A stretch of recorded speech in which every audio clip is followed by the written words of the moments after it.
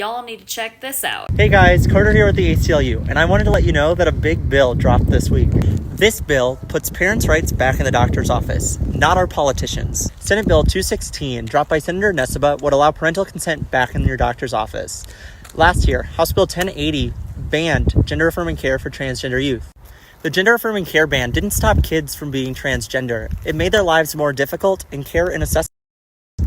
Call your senator or representative today and tell them to support Senate Bill 216.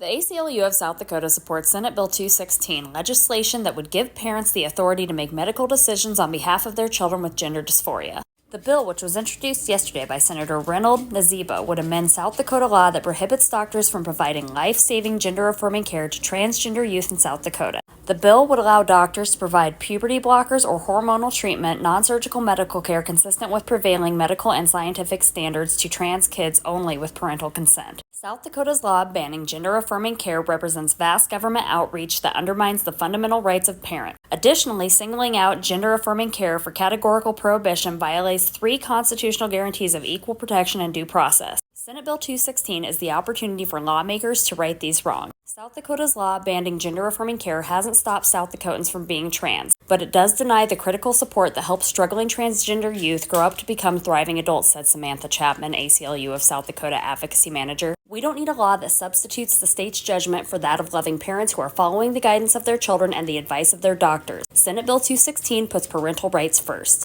The link between gender-affirming care and improved mental well-being among teens is well documented. A peer-reviewed study in the Journal of Adolescent Health found that gender-affirming care is associated with significantly reduced rates of depression, suicidal thoughts, or homicide attempts among transgender and non-binary youth. So far, over 100 South Dakotans have already showed their support. Have you? If not, check out some links in our bios and reach out to your legislators this morning.